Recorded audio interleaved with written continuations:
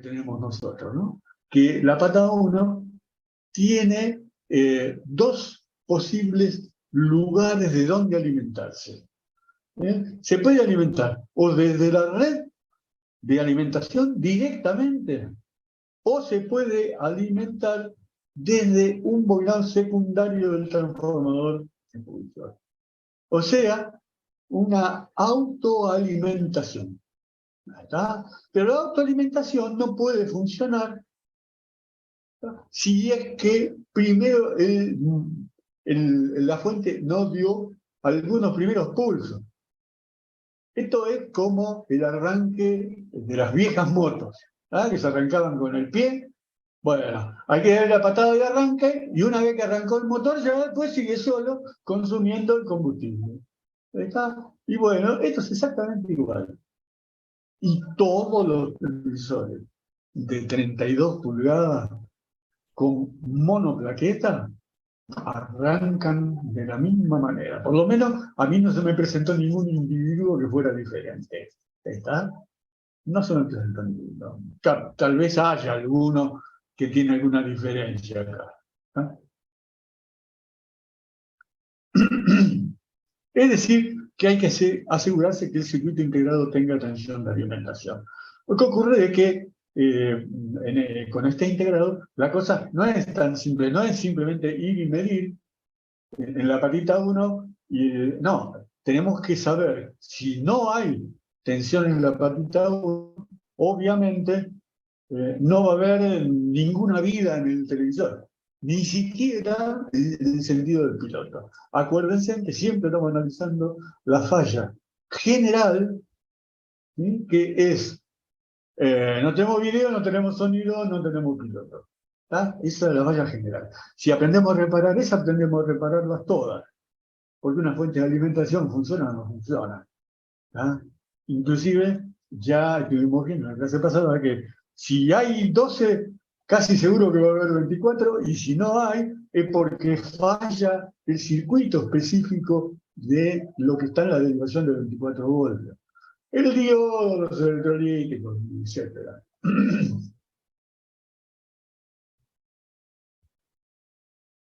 Ahora vamos a ver en la siguiente diapositiva, número 28, el circuito de prueba, al que le he puesto unas rayitas rojas y unas rayitas verdes. Pero todas están dirigidas hacia la pata 1, que es el terminal de fuente de este integrado. ¿Ah? Bueno, los dos caminos que yo le dije recién son estos. Uno, miren, todos estos resistores que están acá en realidad confluyen y ya hemos visto un circuito simplificado donde yo puse un solo resistor a un polo y un solo resistor al otro polo. ¿Ah? Y entonces quedaba más clarito de cómo era la cosa. Pero en forma real, es decir, la realidad, hay 4 resistores por cada polo. No hay 4 para uno y 4 para el otro. Pero de cualquier manera terminan siendo un resistor de 1 megón. ¿Eh? Un resistor de 1 megón a una pata y un resistor de 1 megón a la otra pata. Si la instalación está bien hecha, ¿sí? Nosotros tenemos, aquí está marcado, no se nota muy bien, N de neutro, ¿sí? Y L de light, de vivo. ¿Ah? El neutro es el de la izquierda, el vivo es el de la derecha. Es el que tiene, generalmente sobre el vivo el que se coloca el fusible. Pero obviamente, como ustedes saben, la instalación eléctrica podría estar hecha al revés, no tiene sentido que el televisor no funcione. ¿Verdad? Aunque puede haber una falla en el televisor que haga que si no está conectado correctamente, no funcione. ¿Ah? Y es una falla en el resistor, por ejemplo, que toma el neutro o que toma el vivo. Es decir, hay un solo resistor que está conectado al punto correcto. ¿Ah? Si está cortado el resistor que toma el neutro, pero el de vivo está bien, el televisor va a funcionar. ¿Ah? Pero si le doy vuelta al enchufe, no se puede dar vuelta a los enchufes porque tienen tres patas, ¿no? Pero si eventualmente le cambio los cables de la conexión de red, y ese televisor no funciona. Entonces, a veces me voy a ocurrir una vez que el cliente lo trajo porque no funcionaba, y acá yo lo probé y funcionaba bien. Entonces no sabía qué hacer, ¿no? Digo, bueno, ya terminé llamándolo por teléfono, ¿sí? Y diciéndole que aquí en mi laboratorio funcionaba bien, no lo podía creer. El cliente vino, lo vio funcionando, lo mostré, el chofer, ¿sí? Así que no sé qué te habrá pasado. Llévatelo, ¿está? Listo. ¿Qué te debo? Nada, ¿qué te voy a cobrar? Pero llegó a la casa y otra vez me llamó por teléfono de que funcionaba, que el televisor no funcionaba. Y bueno, tráemelo, lo probamos de vuelta, nos va a volver loco. Lo trajo, lo probamos y funcionaba bien. Y entonces ahí me di cuenta. No, no, para. No te, el problema está en el televisor y en tu red interna de la casa que está invertida. ¿Está? Bueno, él llamó al electricista, le hizo invertir las conexiones, que las pusiera bien. Cada enchufe estaba mal puesto. Y yo revisé derecho, me fui de cabeza a ver estos resistores, y sí, se había quemado uno de los resistores. Si está con el mate, podría convidar, ¿eh? Bueno, eh, vamos a seguir con lo nuestro.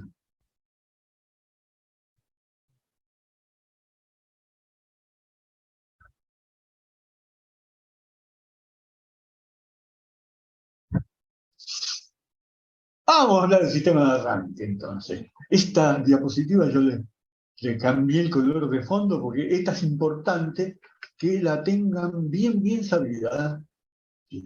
Prácticamente todos los monoplaquetas funcionan por arranque directo. Esto se llama arranque directo, desde la red. ¿Ah? Eh, Me refiero a las fuentes principales, a las que van a generar, en nuestro caso, 12 y 24 voltios. Entonces deben tener algún modo de hacer funcionar al integrado de las fuentes principales en cuanto el TV se conecta a la red. ¿Ah? En estos casos, cuando conecta el televisor a la red, ya tiene que funcionar el integrado de las fuentes principales. Claro, va a funcionar, pero va a funcionar a baja corriente, a baja potencia, ¿verdad? Porque la estaría consumiendo. Pero va a estar funcionando, va a estar generando la onda cuadrada para el gate del MOSFET, ¿verdad? O sea, salvo que consume muy poco, porque está apagado, obviamente, ¿sí? Todo lo demás, podemos decir que está funcionando. Y a nosotros nos sirve eso perfectamente, nos sirve perfectamente bien para poder hacer algunas de las reparaciones de esta fuente. ¿Está? Entonces, por lo tanto, al conectar el TV a la red y ver que no tiene el piloto encendido, hay que medir las tensiones de 12 y 24 voltios. No, ¿para qué? Me dicen algunos. No está el piloto encendido, no hay tensión. No, porque podría ocurrir que el LED esté quemado, el LED piloto está quemado, y el LED está apagado, y el cliente lo trajo porque cuando vio el LED apagado dijo, está fallando algo, y se lo trajo. Es raro, pero, o sea, va a probar de encenderlo siempre. Pero ustedes, para tener seguridad absoluta, vayan y lean. A ver, 12 voltios, a ver, 24 voltios. No hay. Bueno, perfecto. No es que esté quemado el piloto. Es una prueba de que el piloto no está quemado. De inmediato, y que se confirma que no hay ni 12 ni 24, hay que medir la pata de alimentación del integrado, o sea, la pata 1. ¿Ah? Medimos la pata 1. Bien. Ahí puede ocurrir que tenga tensión, que no tenga tensión. ¿Ah? Si en ese lugar no tiene tensión, inmediatamente hay que medir sobre los capacitores especiales. ¿Ah? A ver si tienen la tensión correspondiente. Ojo, el tester, ¿no? Que si lo tienen en bajas tensiones, lo meten ahí y chao tester. Ahí van a encontrar o 300 voltios o 155 voltios de acuerdo a la interacción de su país, de acuerdo al país, en donde esté. Y hay algunos países en que tienen algunas provincias con 110 y otros con 220, ¿tá? Para completar la cosa. Bueno, todo esto conviene hacerlo con el tester provisto de las puntas BB, ¿tá? En el positivo, y un cocodrilo. Le pongo el nombre yacaré también acá porque hay algunos lugares de América en donde le dicen yacaré, no cocodrilo. ¿Está? Y acá tenemos que hablar para todo el mundo. ¿Sí? El cocodrilo entonces para el negativo. El negativo hay que conectarlo al terminal de masa viva. ¿Ah? O sea, porque yo voy a medir en los electrolíticos especiales, que esos están conectados a la masa viva. Y si lo dejo conectado a la otra masa, donde medí 12 y 24 voltios, y mido en masa viva, me va a dar que no tiene tensión. Y sería una cosa ridícula. Si hay 12 y 24, ¿ah? ¿Cómo puede ser que no haya? Y porque no conectó la masa en el lugar correcto. ¿Ah? Siempre verifiquen el tema de las masas. Si los capacitores especiales tienen tensión, 300 o 150 voltios aproximadamente, de acuerdo a la red, y no hay tensión de fuente, ¿sí? Pata 1 fuente es solo para el TEA 1733. Otros integrados, que pueden ser idénticos a esto, casi idénticos, puede ser otra pata. Lo que no respetan los fabricantes son las patitas. ¿Ah? Debemos concluir que puede ser un problema de la red de arranque o de la red de mantenimiento de la tensión. ¿Ah? Les indico acá la de arranque, la que está marcado con rojo, y la de mantenimiento, y la que está marcado con verde.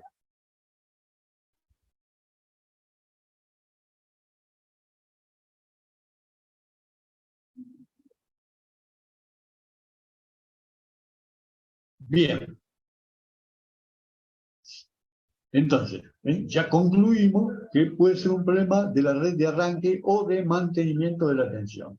Pero puede ser cualquier componente externo al integrado o el integrado mismo. ¿Está? Porque puede funcionar bien la red de arranque, pero el motorcito de la moto no arranca. ¿Ah? O sea, de cualquier modo, como es un sistema automantenido, si está fallada, el arranque está bien, pero está fallado el mantenimiento de la tensión, van a ver que en la pata 1 no hay tensión. ¿Ah? Directamente, o hay una tensión que es baja. Por ejemplo, con 12 voltios, el integrado ya trata de hacer arrancar el sistema.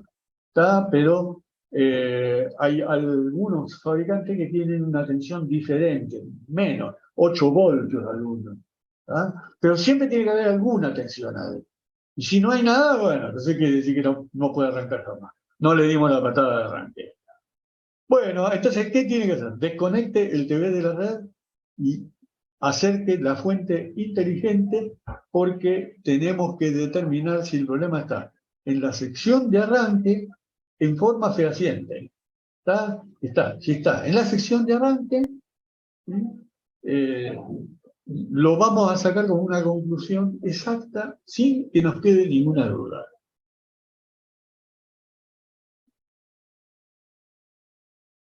Ajuste la fuente inteligente en 15,6 voltios, que es lo que indica la especificación del integrado como tensión normal de la pata 1. ¿Ah? Esto no tienen, la única posibilidad que tienen es leerlo de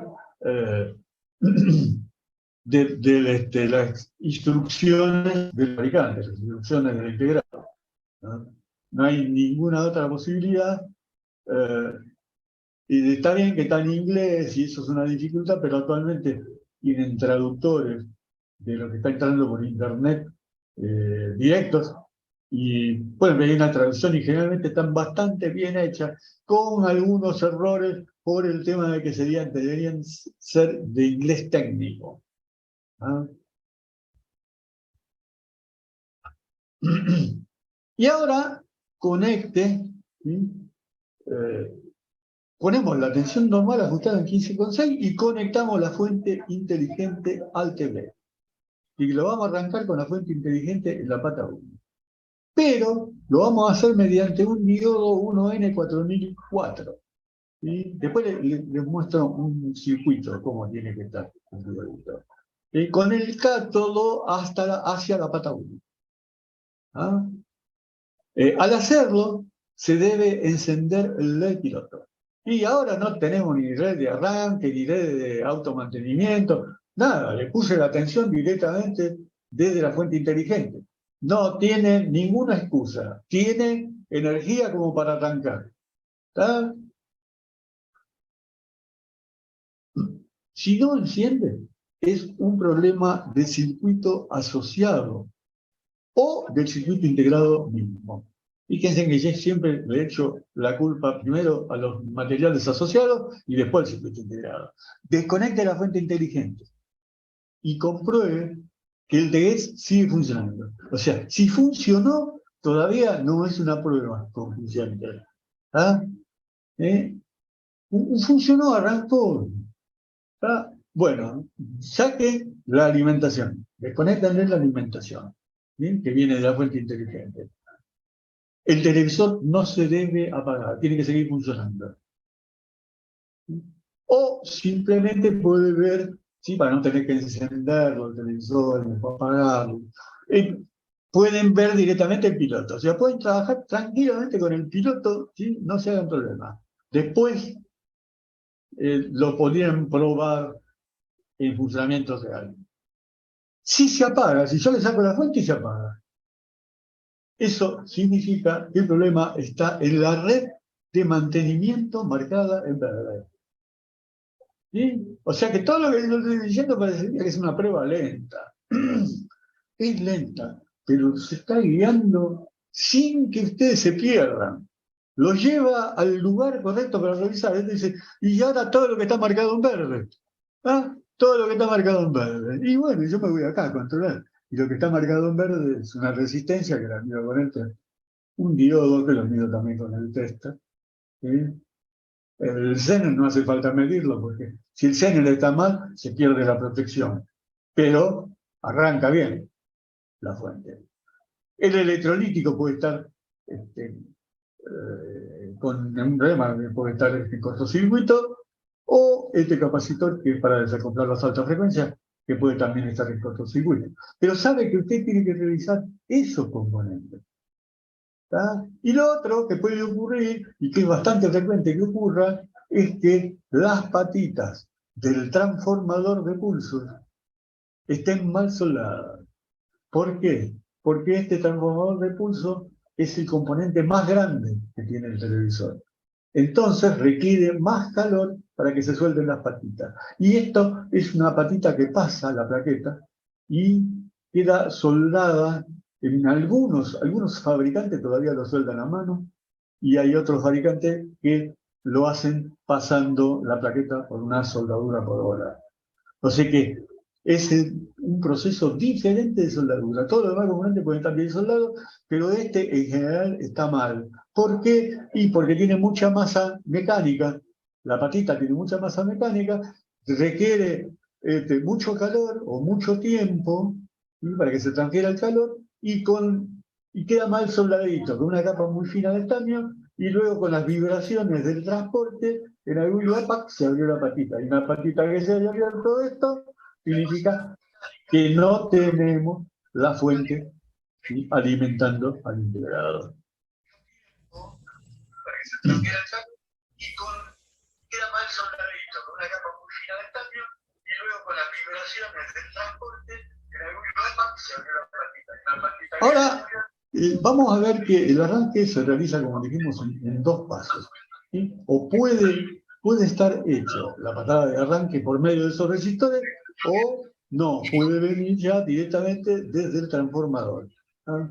Pero si funciona mal el sistema de arranque, ¿sí? Que tiene un pulso ascendente. ¿No? Ese sistema de arranque tiene un pulso ascendente bastante rápido, pero es un pulso ascendente, con una pendiente. ¿Ah? Y tiene que superar los 12 voltios sobre la patita 1, y que superar los 12 voltios para que el integrado arranque. Si no, el integrado no arranca. Tiene 11,9, el integrado dice no quiero arrancar y no arranca. ¿Está?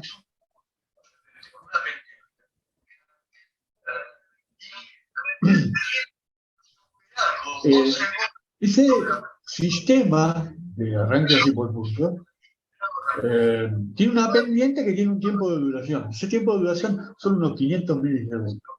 ¿Ah? O sea que necesita 500 microsegundos para que la tensión de la pata 1 supere los 12 voltios, y ahí ya el circuito integrado empieza a mandar pulsos al MOSFET, ¿tá? Y arranca. ¿Ah? Eh, Ahora, un tester, por ejemplo, el tester digital, dice, yo puedo medir en la pata 1 con el tester digital. Sí, pero la patada de arranque no la da el tester digital. ¿Por qué?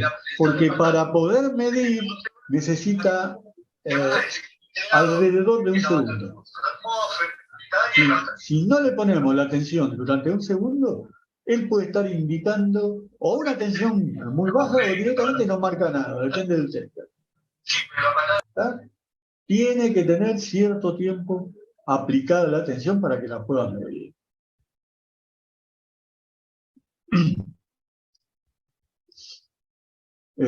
Y con un tester analógico, y más o menos, y los testers buenos, y tardan lo mismo, o tal vez un poquito más, o un poquito menos, pero más o menos están por ahí. O sea que tampoco nos serviría un tester analógico. ¿Y entonces qué hacemos? No podemos medir con un tester, no podemos medir con el otro, no tenemos más remedio que medirlo con el osciloscopio. No, hasta que tengamos que usar el osciloscopio, todavía falta mucho, imprescindiblemente. No, no. Eh, si usted no tiene osciloscopio, se puede arreglar con un voltímetro a super LED, que es uno de nuestros instrumentos más simples y que podemos observar en la diapositiva siguiente. ¿Está? Veamos a ver, ¿qué es esto?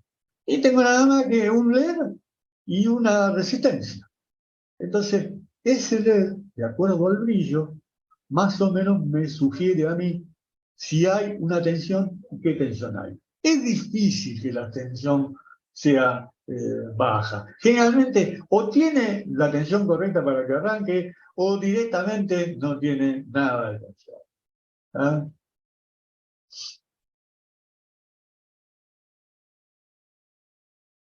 Bien, pero esto no es exacto. Y no es un multímetro exacto. Pero no lo estamos buscando como exacto, sino que lo estamos buscando como rápido.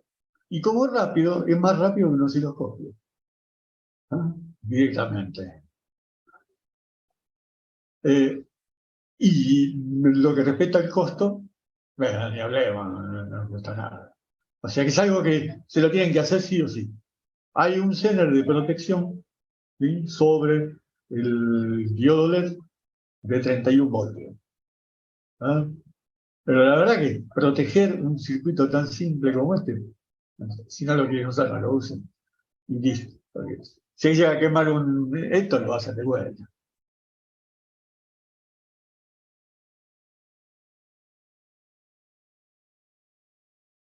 Ah, para tener alguna idea de qué tensión están midiendo, lo que hay que hacer es probarlo con la fuente inteligente. Lo pueden probar, le ponen diferentes tensiones de entrada y se fijan el brillo y tratan más o menos de visualizar qué brillo debe tener ¿ah?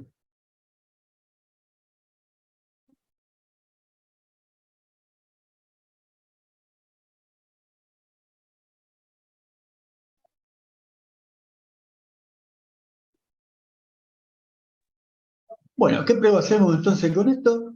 Es una prueba muy rápida y efectiva. Hay que connotar el cocodrilo BLED 30 a la masa viva de la fuente. Alambre negativo de uno de los capacitores especiales. Seguro que esa es la masa viva. Cuando fabrique la lámpara de prueba que les di en la primera clase yo expliqué cómo se fabricaba la lámpara de prueba. Esa lámpara de prueba que les di no tenía un interruptor. ¿Tá? Estaba directamente conectada a la red. Bueno, después me di cuenta de que es conveniente que tengan un interruptor porque muchas veces hacemos pruebas de arranque y de apagado. Entonces, cuando lo arman, si todavía no lo tienen hecho, le ponen un interruptor. Y si ya lo tienen armado, y usan un interruptor tipo basculante para cables de velador, me ponen eso en el cable de conexión y listo, ya está. Ahí ya tienen el conectorcito. Apoye la aguja del BLR 30 en la pata 1 del circuito integrado, digamos, sin alimentación, con la llave esta apagada, cortada. Y pulse la llave agregada a la lámpara de prueba. Si la red de arranque está bien, observará que el super LED se enciende a medio brillo, más o menos por un instante, ¿tá? Y luego a pleno brillo, cuando arranca la fuente. Es decir, no hay ninguna otra posibilidad. ¿Tá? Si todo está funcionando bien, ¿sí? Ese LED se va a encender a medio brillo, después ¡pum!, va a pasar a brillo un poco más de brillo. ¿Tá? No tiene un brillo enorme porque yo puse una resistencia de valor elevado para no cargar demasiado al sistema de arranque. O sea que el resistor fue elegido para que circule una corriente baja y pueda observar mejor las variaciones de brillo.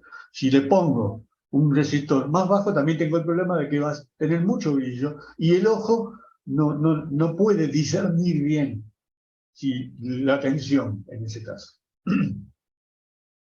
Si solo se produce el pulsito de medio brillo, ¿tá?, significa que la red de arranque está bien, pero la fuente no arranca por otra razón que debemos averiguar. O sea, yo le doy la patada de arranque a la moto y la moto, chuf, chuf, chuf, no arrancó. ¿Ok? Eso quiere decir que el problema era el motor. Y acá el problema está en los materiales que rodean al circuito integrado o en el circuito integrado mismo, como última instancia. La red de arranque es un sector del TV muy propenso a la falla. ¿Por qué es muy propenso a la falla? Porque los resistores están conectados directamente a la red de canalización. O sea, no hay filtro, no hay nada acá que evite que cualquier pulso que venga por la línea queme a los diodos que están sobre la entrada. Es bastante sencillo quemarlos. Y por lo tanto, esta falla que yo le estoy dando, y estamos perdiendo tiempo con ella, es porque es una falla común. Es común y por lo general fácil de reparar. Y además, sin jabalina o con una mal mantenida o instalada sin medir la resistencia a tierra, o sea, los electricistas puede que hagan la instalación correcta, el positivo, el vivo y la masa, que lo instalen bien, que sepan todo eso, y ponen la jabalina y le conectan el cable de la jabalina, y todo fenómeno, sí, pero que después midan a ver si la jabalina está conectada al planeta Tierra con una resistencia menor a 6 ohm, eso no lo hace nunca nadie. ¿Tá? O sea, la jabalina la clavan, ya, para de contar. Vamos a suponer que está bien, dice. Pero si la jabalina está clavada en un lugar seco, en donde no hay tierra, sino que hay arena, por más que la pongan ahí, no tiene resistencia adecuada contra el planeta. Y entonces el televisor no está puesto a tierra. En este caso particular, también creo que lo dijimos en la primera clase, no tiene 3 cables para alimentar al televisor, sino que tiene nada más que 2. El cable de jabalina no existe. ¿Tá? Viene así ya de fábrica por un problema de economía, el cobre está caro. ¿Ah? Así que bueno.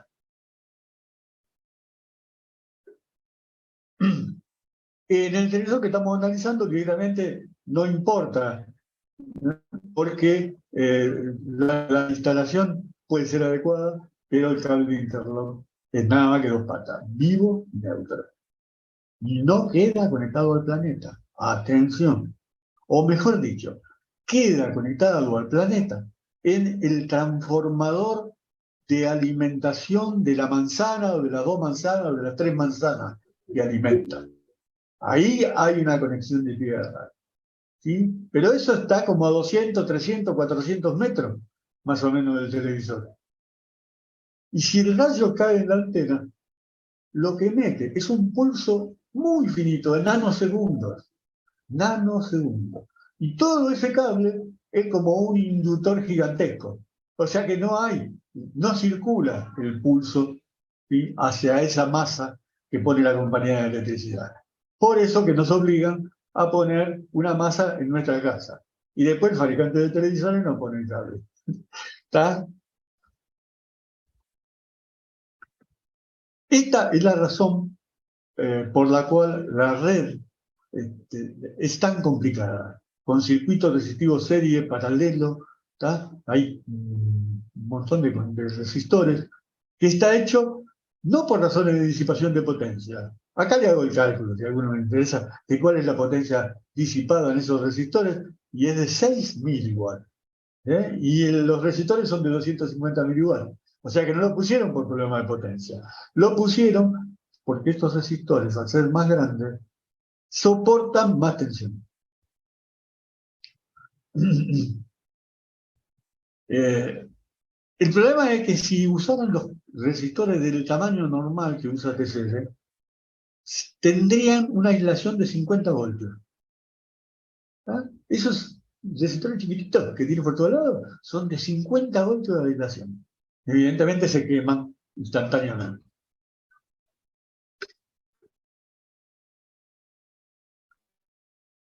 Si encuentra un resistor que está en malas condiciones, debe cambiarlos a todos.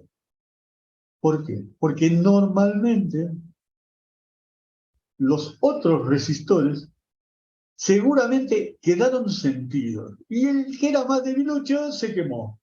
¿Tá? Pero eso significa que si se lo entregan de vuelta así al cliente, ¿tá?, es probable que vuelva muy rápidamente con el televisor bajo el brazo al cliente, y bueno, eso no lo tenemos nosotros. Nosotros vimos claramente que cuando vemos un resistor mal, a los otros revisarlos, porque casi seguro están mal, por lo menos el que está en paralelo con ese que se quemó. Y además, puede ocurrir que esa red ponga más tensión que la normal cuando hay un resistor quemado. Más tensión que la normal en la patita 1, en la de fuente del circuito integrado, y lo que puede aparecer quemado después es el circuito integrado. Pero esta vez no por culpa del circuito integrado que es malo, sino porque el circuito que lo rodea está mal, ¿no? Y cuando cambia los resistores, tiene que sacarlos todos, hay que observar el circuito impreso con una lupa o con un microscopio y limpiarlo con alcohol isopropílico, porque puede haber quedado algún puentecito de carbón, se puede haber carbonizado el circuito impreso. Entonces hay que verificarlo muy bien.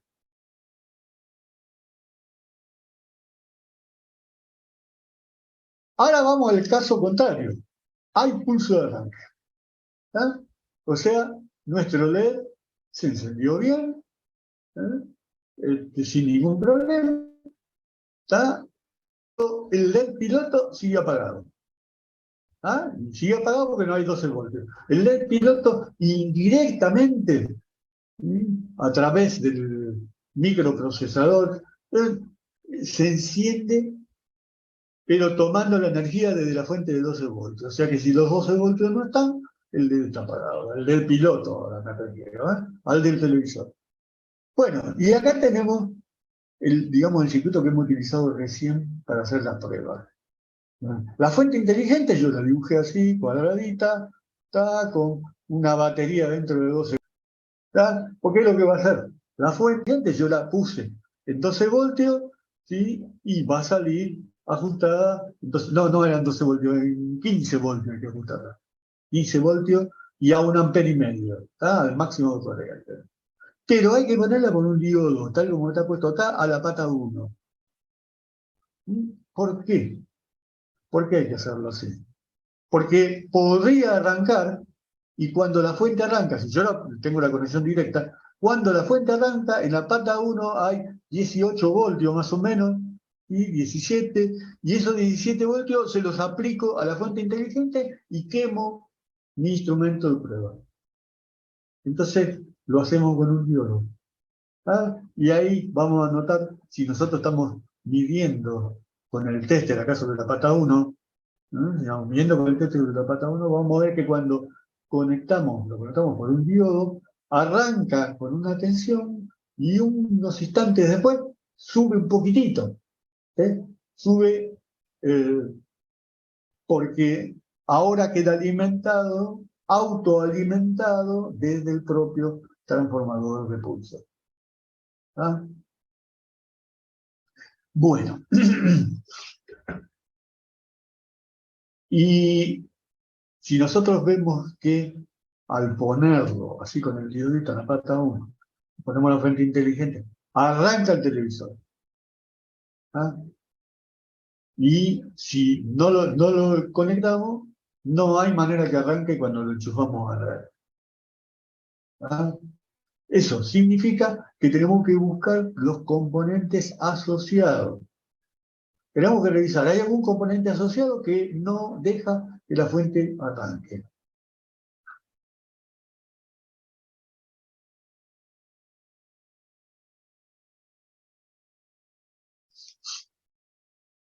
Bien, lo que tengo que hacer entonces es, vamos a ver lo que fundamentalmente falla. ¿Tá?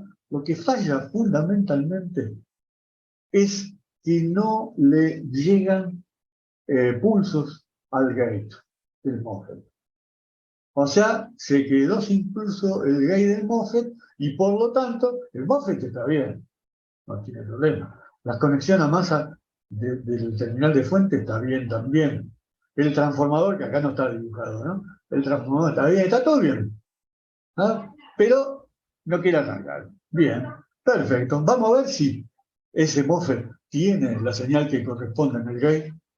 Bueno, tengo que utilizar para esto la sonda de RF, que es algo que lo vamos a ver más adelante en esta misma clase, en la segunda parte de la clase. Pongo la sonda de RF, que es una interfaz especial para el tester. Digital, lo más común es usar un tester digital, pero el de aguja también podría colocarse. Es una interfase. Es una interfase que es duplicadora de tensión, ¿no? Y de esta manera yo consigo que el tester tenga una respuesta en frecuencia mucho mayor. ¿Por qué? Y pongo el tester directamente al gate. Pongo el tester directamente al gate en continua y no, en continua no, porque lo que van a tener ahí es una onda rectangular. ¿Tá?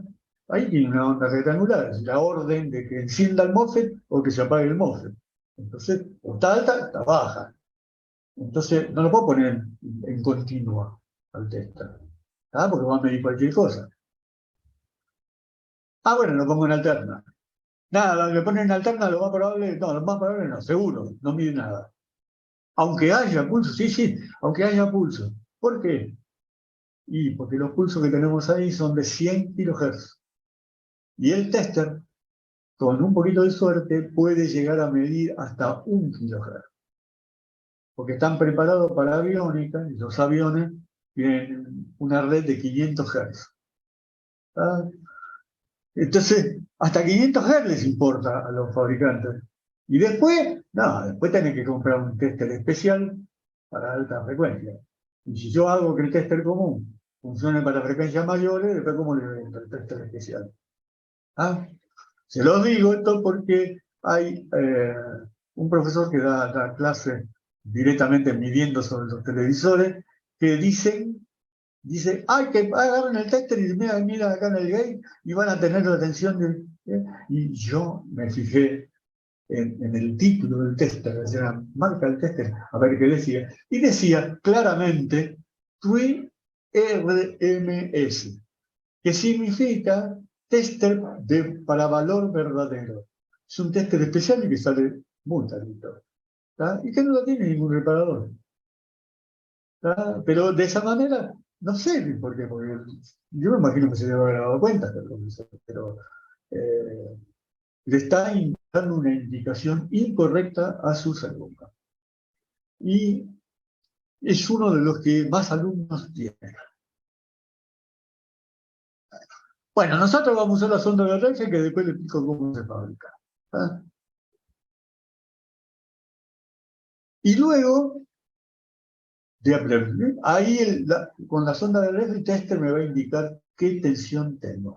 Más o menos la tensión que tiene que haber pico a pico en ese lugar, que es lo que mide la sonda. La sonda mide tensión pico a pico.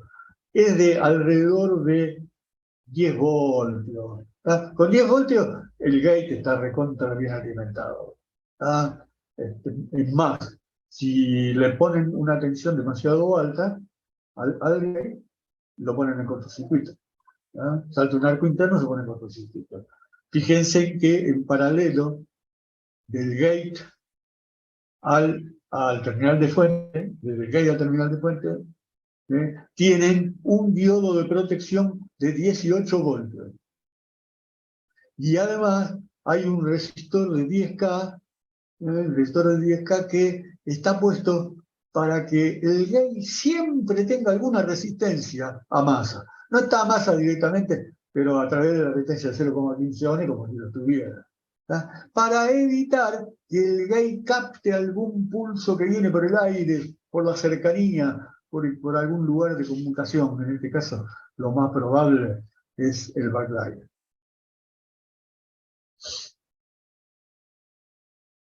Bueno, el circuito que alimenta el gate tiene más componentes.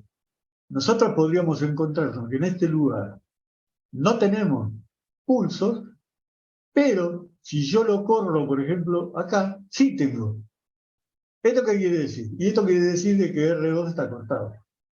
Confirmo midiéndolo con el tester. Y también puede ocurrir de que acá en este lugar no hay tensión, no hay pulso. No hay pulso. ¿Qué hago? Lo pongo en la pata 3 directamente. En la pata 3 tiene que haber, ¿sí?, una señal de 100 kHz, 10 voltios. 10 voltios, 100 kHz. Ahí, si ya no sale de acá, voy y compro un integrado. No, no vayan a comprar todavía un integrado. Paren un poco que hay un montón de cosas todavía para verificar. Hasta ahora verificamos 2 patitas del integrado.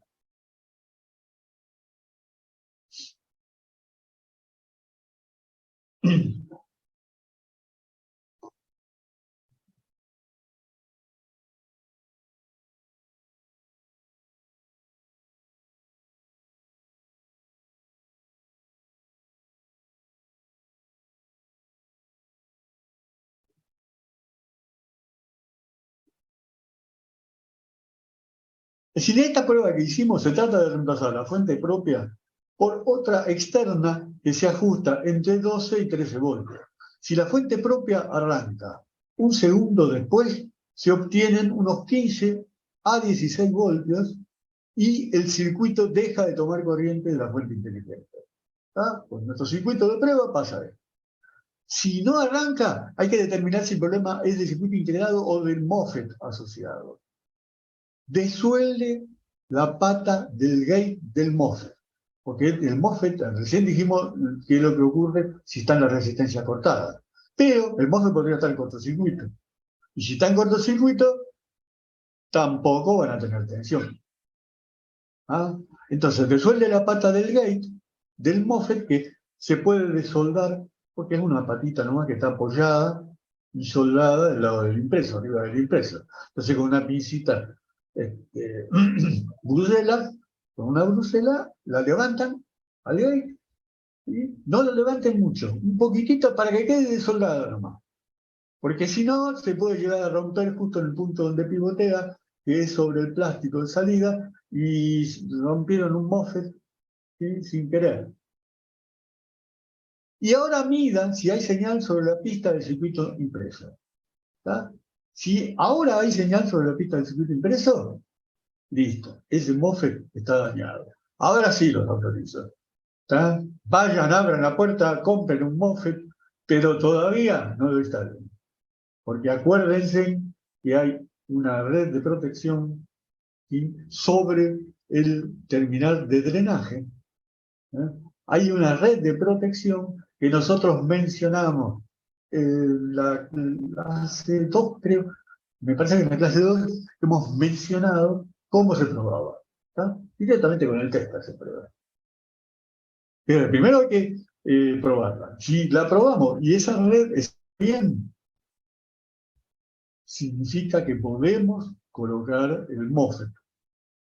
¿Ah? Y realizar la prueba a ver si ahora arranca o no arranca el televisor. En el gate se debe tener una tensión pico a pico de unos 10 voltios. ¿Ah? Y observe que el CERN de 18 voltios limita el pico porque la aislación de la compuerta es de solo 24 voltios. Es decir, para que se quede una compuerta, ¿sí? Con 24 voltios y ya la puedo quemar. Lo que tiene adentro el MOSFET es un capacitor, pero de baja aislación. Y para protegerlo es que está el Zener. Atención, que eventualmente el Zener también se puede poner en cortocircuito.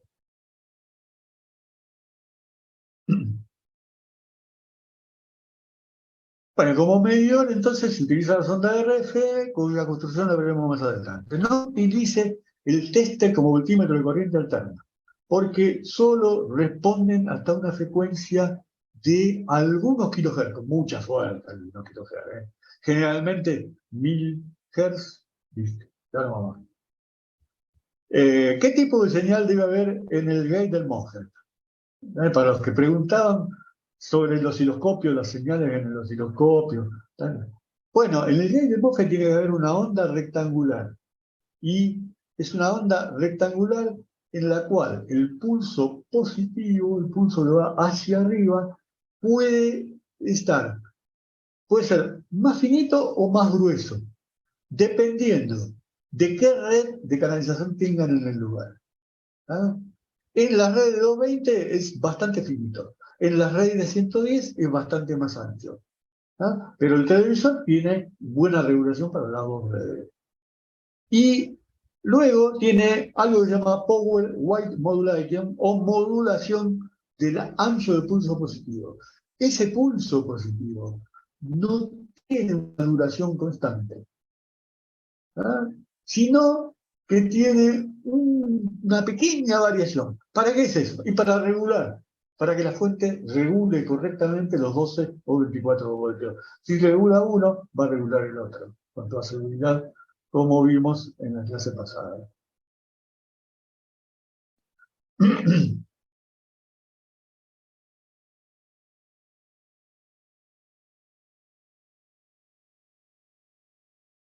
Resuelve la pata del gate. Ya lo que nosotros queríamos probar, ya lo probamos.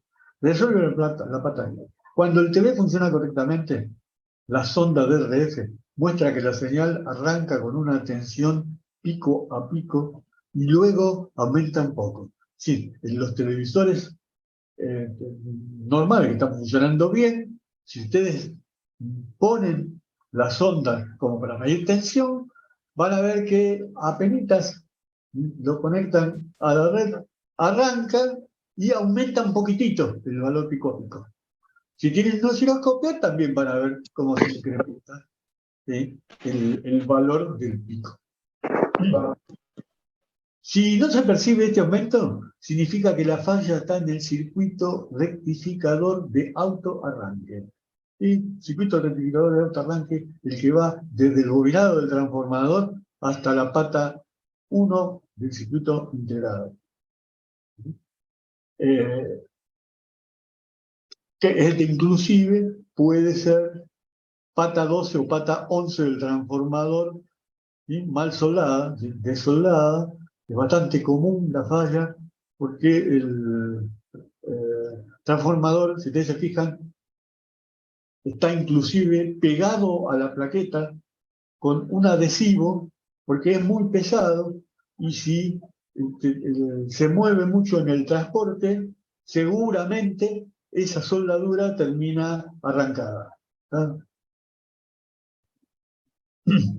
También puede ser el capacitor CP11 o CP9 en cortocircuito, pero en realidad ya fueron probados sin mencionarlo en la diapositiva 33 porque anulan el pulso de arranque. O sea, cuando veamos un pulso de arranque, si CP11 o CP9 están en cortocircuito, ya no tenemos pulso de arranque tampoco.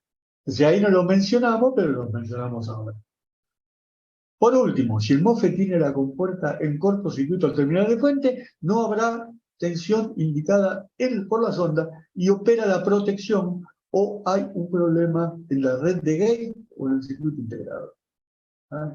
Apague la fuente inteligente, conecte la sonda directamente a la pata 1 del TEA 1733 y vuelva a conectar la fuente inteligente y observe que se genera un tren de pulso rectangulares durante un corto tiempo.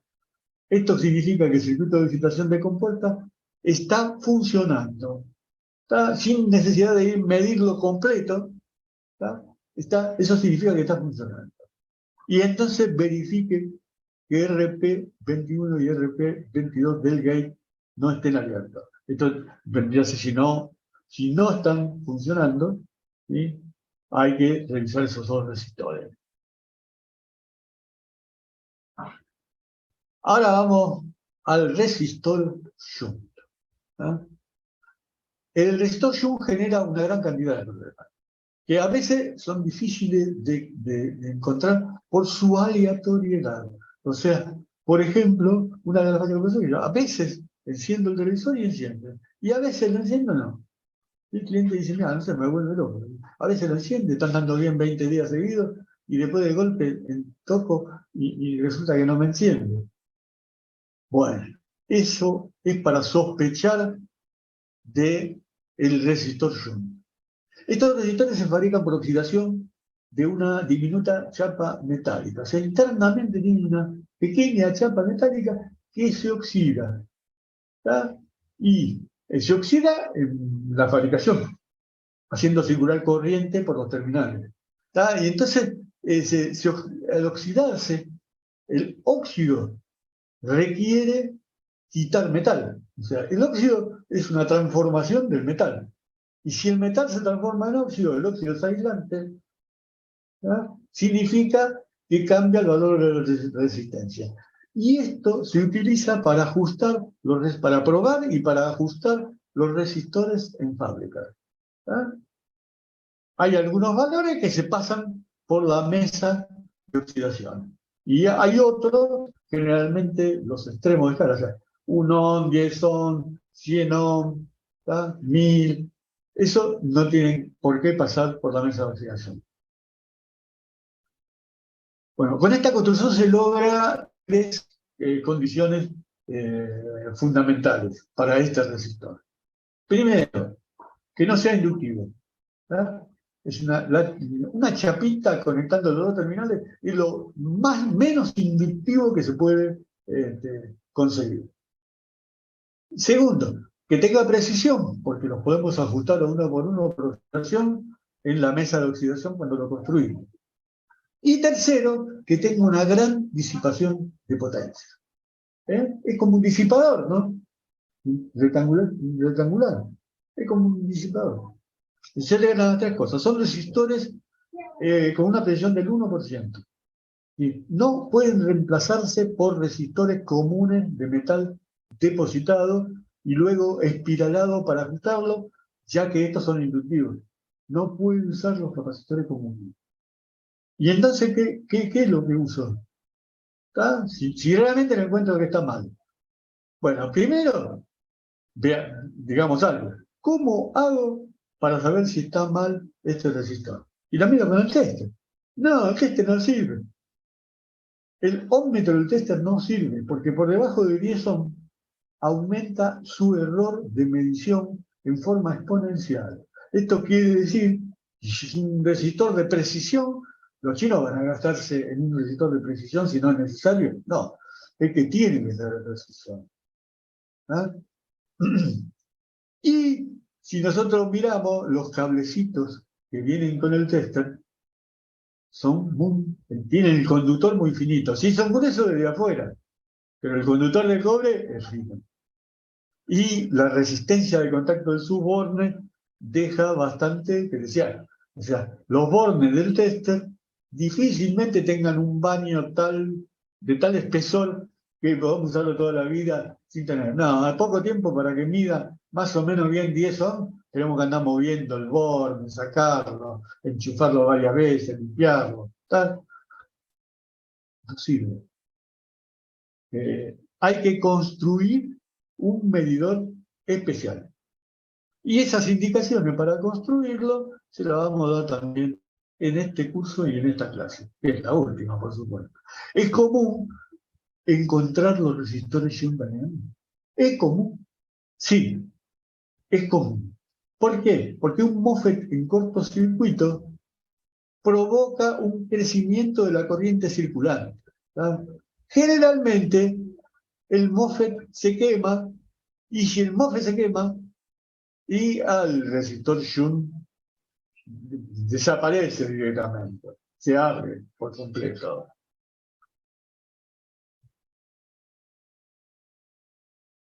Eh, y si se abre el resistor Shunt, ¿con qué lo reemplazamos?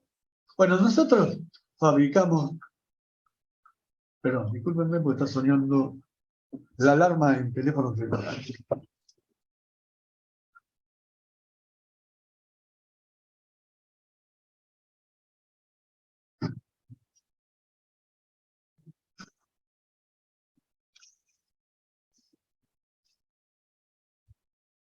Entonces decíamos, el MOSFET se quemó y entonces, seguro que queda volado directamente el resistor Shunt. ¿Ah? Pero puede ser que es una carrera, puede ser que gane el fusible y se corte antes. ¿Ah? Si se corta el fusible se salva el MOSFET. Sí, pero la sobrecorriente existió. Y si existió, oxidó un poquito más a esa chapita que tiene adentro el resistor Shunt. Y si lo oxidó, tiene una resistencia mayor, tiene un valor de resistencia mayor. Ese valor de resistencia mayor, si quedó en el límite de que a veces corta y a veces no la protección interna, porque esa es la red de protección, acuérdense, de sobrecorriente. Si quedó ahí justito en el límite de actuar la protección, va a pasar lo que dijo un diente. Capaz que funciona 20 días bien, después falla, ¿está? O sea, los días de calor, los días de frío, qué sé yo, una cosa así, por el estilo. Bueno, vamos a hacer en este momento las preguntas y pasamos al recreo.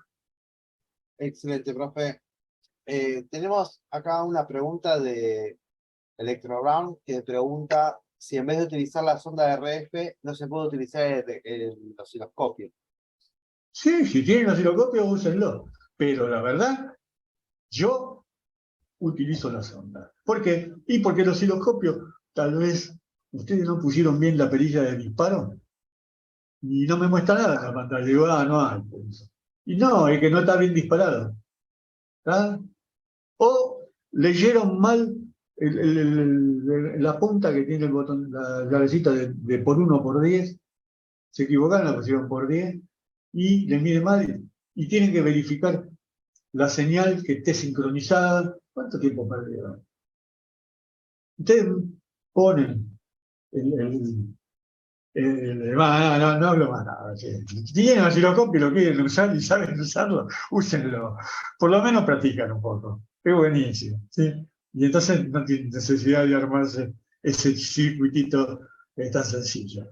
Ese está hecho específicamente para la miríada de talleres que no tienen osciloscopio. ¿Tá? Se puede trabajar con osciloscopio y sin osciloscopio.